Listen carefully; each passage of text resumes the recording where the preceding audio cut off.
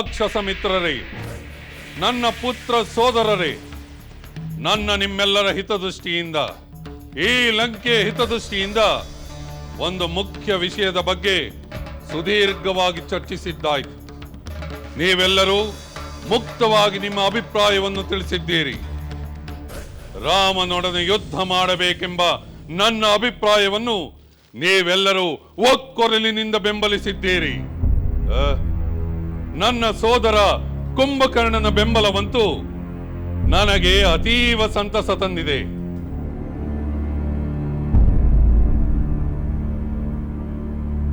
ಇಂದ್ರನನ್ನೇ ಗೆದ್ದು ಇಂದ್ರಜಿತ್ ಎನಿಸಿಕೊಂಡ ನನ್ನ ವೀರಪುತ್ರ ಮೇಘನಾದ ರಾಮ ಲಕ್ಷ್ಮಣರೊಡನೆ ಯುದ್ಧ ಮಾಡಲು ತೋರಿದ ಅತ್ಯುತ್ಸಾಹಕ್ಕಾಗಿ ಅವನನ್ನು ಮುಕ್ತ ಕಂಠದಿಂದ ಅಭಿನಂದಿಸುತ್ತೇನೆ.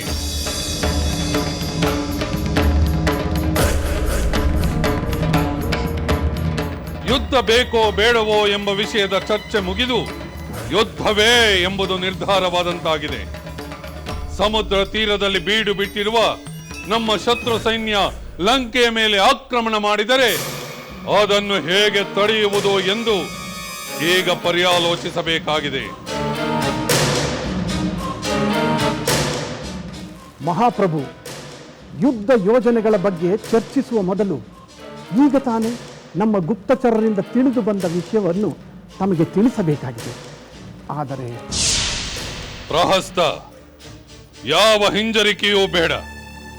ಮಹಾಪ್ರಭು, ತಮ್ಮ ಸಹೋದರ ವಿಭೀಷಣ ಲಂಕೆಯನ್ನು ತೊರೆಯುವುದಾಗಿ ಹೇಳಿ ಹೋದವರು ತಮ್ಮ 4 ಆಪ್ತರೊಂದಿಗೆ ರಾಮನ ಬೀಡಿನ ಕಡೆಗೆ ಹೋಗಿದ್ದಾರೆ ಪ್ರಭು. ಏನಂದೆ? ವಿಭೀಷಣ ರಾಮನ ಬೀಡಿನ ಕಡೆಗೆ ಹೋದನೆ? ಏಕೆ? ಅವನಿಗೆ ಅಲ್ಲೇನು ಕೆಲಸ? ಪ್ರಭು, ಬಹುಶಃ ರಾಮನ ಪಕ್ಷ ಸೇರಲು ಹೋಗಿರಬೇಕು. ಬೇರೆ ಏನು ಕಾರಣ ಇರುತ್ತದೆ?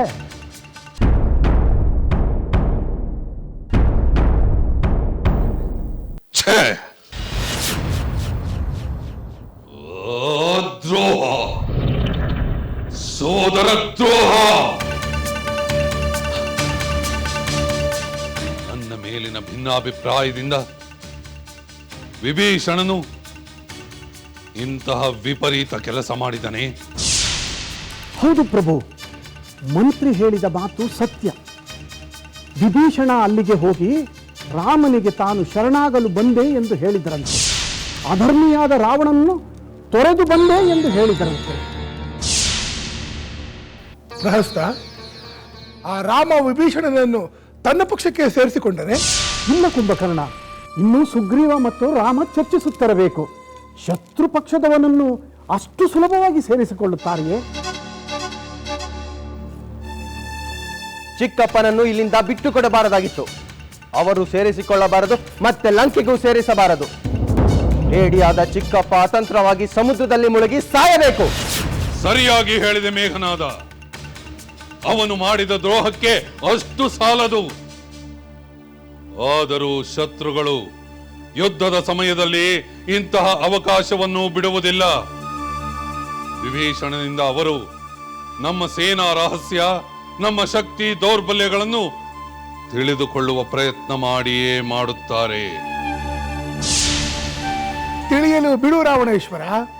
ಆ ಕಪಿಗಳ ಬೆಂಬಲದಿಂದ ಲಂಕೆಯನ್ನೇ ಗೆಲ್ಲಲು ಬಂದ ರಾಮನಿಗೆ ನಮ್ಮ ಶೌರ್ಯ ಸಾಹಸಗಳು ತಿಳಿದು ಆಕ್ರಮಣದ ಆಲೋಚನೆಯನ್ನು ಬಿಟ್ಟು ಹಿಂದಕ್ಕೆ ಹೋದರೂ ಹೋಗಬಹುದು, ಅಥವಾ ವೃತ ಸಾಯುವುದಕ್ಕೇಕೆಂದು ಆ ಕಪಿಗಳೇ ರಾಮನನ್ನು ಬಿಟ್ಟು ಪಲಾಯನ ಮಾಡಿದರೂ ಮಾಡಬಹುದು. ಒಟ್ಟಿನಲ್ಲಿ ಯುದ್ಧ ನಿಂತರೆ ನಮಗಷ್ಟೇ ಒಳ್ಳೆಯದು.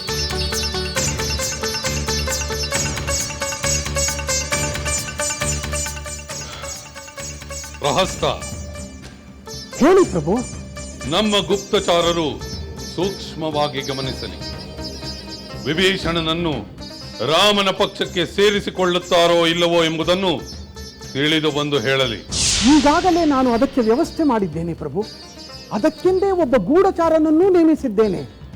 ಅತಿ ಶೀಘ್ರವಾಗಿ ಆತ ವಿಷಯವನ್ನು ತಿಳಿಸುತ್ತಾನೆ.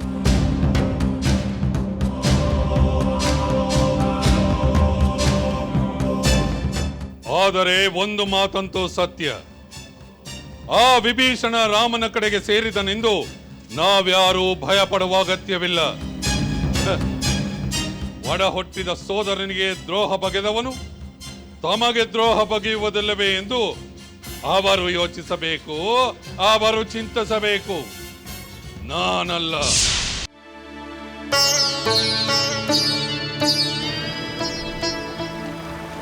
ಇದು ಯೋಚಿಸಬೇಕಾದ ವಿಷಯ.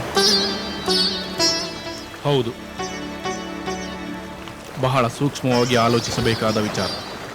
ವಿಭೀಷಣನ ವಿಷಯವನ್ನು ನಾವು ಸೂಕ್ಷ್ಮವಾಗಿ ಪರ್ಯಾಲೋಚಿಸಿ ನಿರ್ಧಾರಕ್ಕೆ ಬರಬೇಕು. ರಾಮಚಂದ್ರ, ಆ ರಾವಣನ ಸೋದರನು ನಿನಗೆ ಶರಣಾಗಲು ಬಂದಿರುವನೆಂದು ಕೇಳಿದಾಗ ನನಗೆ ಆತಂಕ ಉಂಟಾಯಿತು, ಆಶ್ಚರ್ಯವೂ ಉಂಟಾಯಿತು. ನಮ್ಮ ವಾನರ ವೀರರು ಅವರ ಮೇಲೆ ಆಕ್ರಮಣ ಮಾಡುವ ಆತುರ ತೋರಿದರು. ನಿನ್ನೊಂದಿಗೆ ಚರ್ಚೆ ಮಾಡದೆ ಅಂಥ ನಿರ್ಧಾರ ಕೂಡದೆಂದು ನಾನೇ ತಡೆದೆ. ಒಳ್ಳೆಯ ಕೆಲಸವೇ ಮಾಡಿದ್ದು ಸುಗ್ರೀವ. ಯಾವ ಸಂದರ್ಭವೇ ಇರಲಿ, ಯಾರ ಬಗ್ಗೆ ಇರಲಿ, ನಾವು ಆತುರದ ನಿರ್ಧಾರವನ್ನು ಮಾಡಬಾರದು. ಬಂದವನು ನಮ್ಮ ಮಿತ್ರನೋ ಅಥವಾ ಮಿತ್ರನ ವೇಷದ ಶತ್ರುವು, ಅವನ ಉದ್ದೇಶವೇನು, ಅವನಿಂದ ನಮಗೆ ಒಳಿತಾಗುತ್ತದೋ ಕೆಡಕಾಗುತ್ತದೋ ಎಂದು ತಿಳಿದ ನಂತರ ನಾವು ನಿರ್ಧಾರವನ್ನು ಮಾಡಬೇಕು. ಹೌದು ಸುಗ್ರೀವ, ಎಲ್ಲರ ಅಭಿಪ್ರಾಯವೇನೆಂದು ತಿಳಿದು ನಂತರ ಏನು ಮಾಡಬೇಕೆಂದು ಯೋಚಿಸೋಣ. ಮೊದಲು ನಿನ್ನ ಭಾವನೆ ಏನೆಂದು ಹೇಳಿ. ಶತ್ರು ಕಡೆಯ ಒಬ್ಬ ಪ್ರಮುಖ ವ್ಯಕ್ತಿ ಯಾವ ಮುನ್ಸೂಚನೆಯೂ ಇಲ್ಲದೆ ನಮ್ಮ ಕಡೆ ಸೇರಲು ಬಂದಿದ್ದಾನೆಂದರೆ ಸಹಜವಾಗಿ ಸಂದೇಹ ಮೂಡುತ್ತದೆ. ಸಮಯ ನೋಡಿ ಗೂಬೆ ಕಾಗೆಗಳ ಮರಿಗಳನ್ನು ತಿಂದು ಹಾಕುವಂತೆ ಅವನು ನಮಗೆ ಕೇಳು ತರಬಹುದಲ್ಲ. ಅಂದರೆ ವಿಭೀಷಣನನ್ನು ನಂಬುವುದು ಬೇಡವೆಂದು ನಿಮ್ಮ ಅಭಿಪ್ರಾಯವೇ? ಹೌದು ರಾಮಚಂದ್ರ, ಏಕೆಂದರೆ ಸಂದರ್ಭ ಬಹಳ ಸೂಕ್ಷ್ಮವಾಗಿದೆ. ಸ್ವಲ್ಪ ಎಚ್ಚರ ತಪ್ಪಿದರೂ ಅಪಾಯ ಕಟ್ಟಿಟ್ಟದ್ದು. ನಮ್ಮೊಳಗೆ ಸೇರಿಕೊಂಡು ನಮ್ಮ ವಿನಾಶದ ಹಂಚಿಕೆಯನ್ನು ಮಾಡುವುದಿಲ್ಲ ಎಂದು ನಂಬುವುದಾದರೂ ಹೇಗೆ? ರಾಜನೀತಿ ಅದನ್ನು ಹೇಳುತ್ತದೆ ಅಲ್ಲವೇ?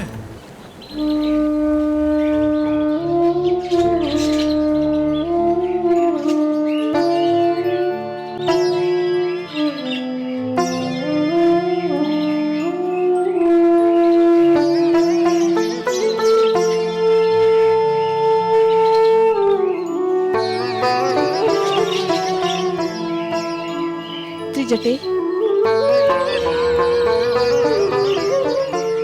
ವಿಭೀಷಣ ಪ್ರಭುಗಳು ಲಂಕೆಯನ್ನು ತೊರೆಯುವ ಕಠಿಣ ನಿರ್ಧಾರ ಮಾಡುವರೆಂದು ನಾನು ನಿರೀಕ್ಷಿಸಿರಲಿಲ್ಲ.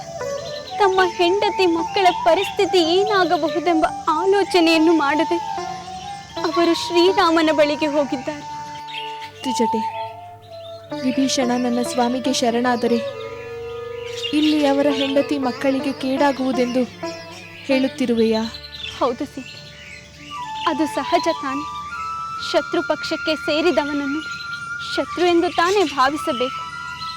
ತನ್ನ ಸೋದರನೇ ಶತ್ರುಗಳ ಪಕ್ಷ ಸೇರಿದ ಮೇಲೆ ರಾವಣ ಕ್ರೋಧಗೊಳ್ಳುವುದಿಲ್ಲವೇ?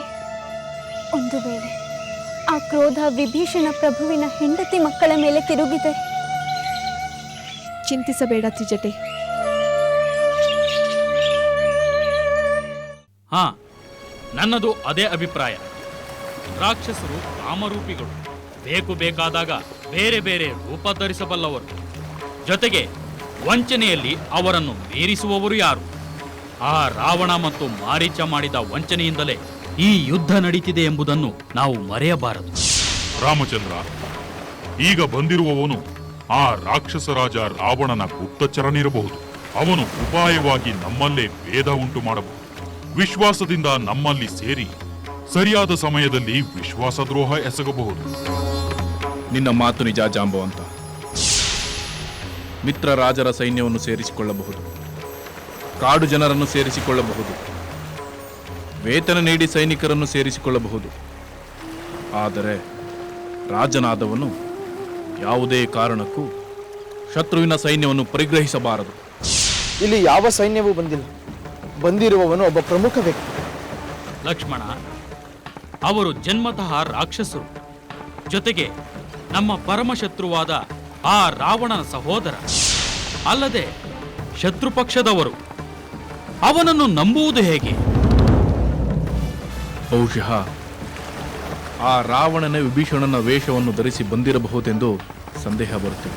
ವಂಚನೆಯಿಂದ ತನ್ನ ರೂಪವನ್ನು ಮರೆಮಾಡಿಕೊಂಡಿರಬಹುದು.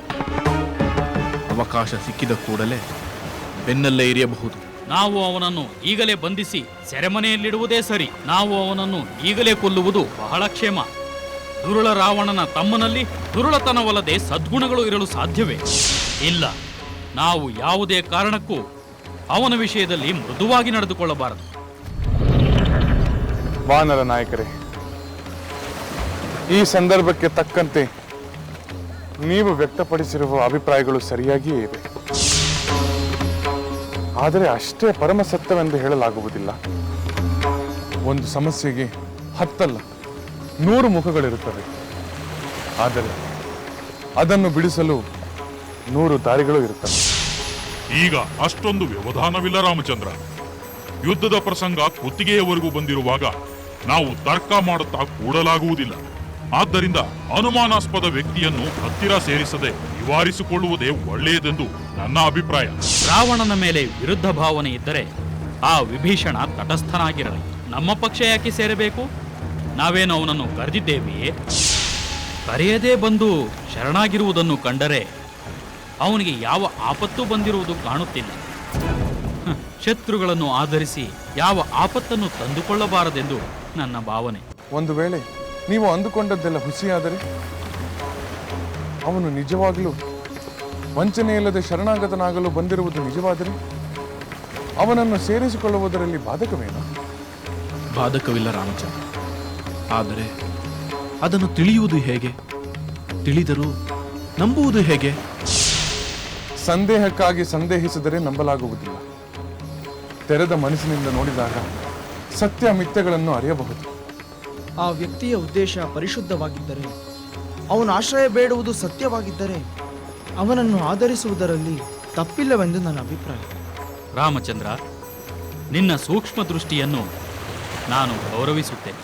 ಹಾಗೆಯೇ ಆ ವಿಭೀಷಣನ ಅಂತರಂಗವನ್ನು ನೀನು ಯಥಾರ್ಥವಾಗಿ ಗ್ರಹಿಸಬಲ್ಲೆ ಎಂಬುದು ನನ್ನ ನಂಬಿಕೆ.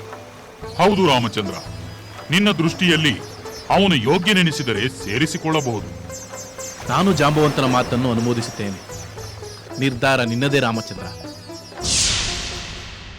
ಅಂಥ ಯಾವ ಕೇಡು ಸಂಭವಿಸುವುದಿಲ್ಲ. ಯಾರು ಸತ್ಯ ಧರ್ಮವನ್ನು ನಿಷ್ಠೆಯಿಂದ ಪಾಲಿಸುತ್ತಾರೋ ಅವರನ್ನು ಅವರು ನಂಬಿದ ಸತ್ಯಧರ್ಮಗಳೇ ರಕ್ಷಿಸುತ್ತವೆ.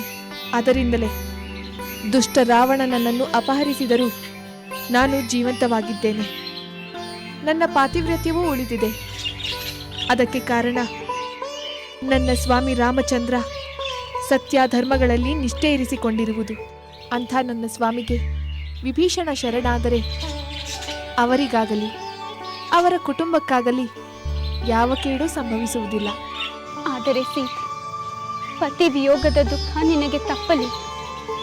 ಹಾಗೆ ವಿಭೀಷಣ ಪ್ರಭುಗಳ ವಿಯೋಗದಿಂದ ನಮಗೂ ದುಃಖ ಉಂಟಾಗಿದೆ. ನಿನಗೆ ರಾವಣ ಹಿಂಸೆ ನೀಡಿದಂತೆ ನಮಗೂ ನೀಡುವುದಿಲ್ಲವೆಂದು ಹೇಗೆ ಹೇಳುವುದು? ಮಹಾಪ್ರಭು, ಚತುರನಾದ ನಮ್ಮ ಗೂಢಾಚಾರನೊಬ್ಬನನ್ನು ಕಳುಹಿಸಿ ಅವನ ನಿಜ ವಿಷಯವನ್ನು ಅರಿಯಲು ಪ್ರಯತ್ನಿಸಬಹುದಲ್ಲವೇ? ಅದರ ಬದಲು ಅವನಿಗೆ ಪ್ರಶ್ನೆಗಳ ಮೇಲೆ ಪ್ರಶ್ನೆ ಹಾಕಿ ಸತ್ಯಾಂಶವೇನೆಂಬುದನ್ನು ಹೊರಗೆ ತರಬಹುದಲ್ಲವೇ? ಹನುಮಂತ, ನೀನು ಏನನ್ನು ಹೇಳುತ್ತಿಲ್ಲ? ನಿನ್ನ ಅಭಿಪ್ರಾಯವನ್ನು ಹೇಳು. ರಾಜನೀತಿ ಕುಶಲರು, ಬುದ್ಧಿವಂತರು, ಜ್ಞಾನಿಗಳೂ ಇರುವಾಗ ನನ್ನದೇನಿದೆ ಪ್ರಭು? ಹಾಗಲ್ಲ ಮಾರುತಿ, ಇಲ್ಲಿ ಎಲ್ಲರ ಅಭಿಪ್ರಾಯವನ್ನು ಕೇಳಬೇಕಾಗುತ್ತದೆ. ಸಜ್ಜನನಾದ ನೀನು ಬುದ್ಧಿವಂತನಾದರೂ ಅದನ್ನು ನೀನಾಗಿ ಪ್ರದರ್ಶಿಸಿಕೊಳ್ಳಲು ಇಷ್ಟಪಡುವುದಿಲ್ಲವೆಂದು ನನಗೆ ಚೆನ್ನಾಗಿ ಗೊತ್ತು. ಅಯ್ಯೋ, ಎಲ್ಲಾದರೂ ಉಂಟೆ ಪ್ರಭು ರಾಮಚಂದ್ರ. ನಾನು ನಿಮ್ಮ ಭಕ್ತನೇ ಹೊರತು ಮಹಾಶಕ್ತನಲ್ಲ. ಅದೇನಾದರೂ ಇರಲಿ, ಮೊದಲು ನಿನ್ನ ಅಭಿಪ್ರಾಯವೇನೆಂದು ಹೇಳು ವಾಯುಪುತ್ರ. ಹೇಳುತ್ತೇನೆ ಲಕ್ಷ್ಮಣ, ಖಂಡಿತ ಹೇಳುತ್ತೇನೆ. ಸುಗ್ರೀವ ಪ್ರಭು, ಅಂಗದ ಮೊದಲಾದ ವಾನರ ವೀರರು ವಿಭೀಷಣನನ್ನು ನಮ್ಮ ಪಕ್ಷಕ್ಕೆ ಸೇರಿಸಿಕೊಳ್ಳುವುದರಿಂದ ಉಂಟಾಗಬಹುದಾದ ಆಪತ್ತುಗಳ ಬಗ್ಗೆ ಕೇಳಿದ್ದಾರೆ. ಆದರೆ ಅದರಲ್ಲಿ ದೋಷ ಇದೆ ಎಂದು ನನ್ನ ಭಾವನೆ. ದೋಷವೇ? ಅಂದರೆ ಇವರ ಅಭಿಪ್ರಾಯ ತಪ್ಪೆಂದು ನಿನ್ನ ಭಾವನೆಯ ಮಾರುತಿ? ಹಾಗಲ್ಲ, ಆದರೆ ಅವರು ಹೇಳಿದಂತೆ ಪರೀಕ್ಷೆ ಮಾಡಲು ಈಗ ಸಮಯವೂ ಇಲ್ಲ, ಸಾಧ್ಯವೂ ಇಲ್ಲ. ಹಾಗಾದರೆ ವಿಭೀಷಣ ಯೋಗ್ಯನೆಂದು ಅಂಗೀಕರಿಸಬೇಕೇ? ಹಾಗಲ್ಲ ಜಾಂಬವಂತ. ವಿಭೀಷಣ ನಮ್ಮ ಆಶ್ರಯಕ್ಕೆ ಅರ್ಹನೇ ಅಲ್ಲವೇ ಎಂಬುದನ್ನು ನಿರ್ಣಯಿಸಬೇಕಾದರೆ ಅವನಿಗೆ ಒಂದು ಕಾರ್ಯವನ್ನು ವಹಿಸಿಕೊಡುವುದು ಸೂಕ್ತ. ಏನು? ಅವನು ಬರುತ್ತಿದ್ದಂತೆಯೇ ಕಾರ್ಯವಹಿಸಿಕೊಡಬೇಕೇ?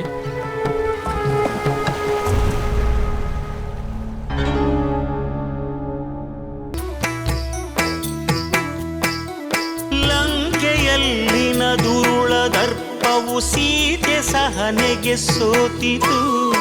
ಅಂಕೆ ಇರದ ಅಸುರ ಕುಲವು ರಾಮ ಬಾಣಕ್ಕೆ ಅಡಗಿತು. ದೂರವಿರಲಿ ಸನಿಹವಿರಲಿ ರಾಮ ಹೃದಯ ನಿವಾಸಿನಿ. ಯುಗವು ಯುಗವು ಸಾಗಲಿ ಅಕಳಂಕ ಪ್ರೇಮ ಪ್ರಬೋಧಿನಿ.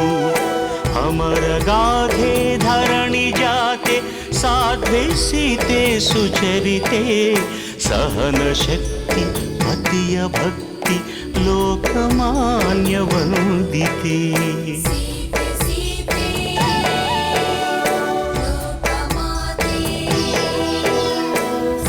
ರಾಮ ಹೃದಯ ನಿವಾಸಿನಿ ಅಕಳಂಕ ಪ್ರೇಮ ಪ್ರಬೋಧಿನಿ. ಸೀತೆ ಮಾತೆ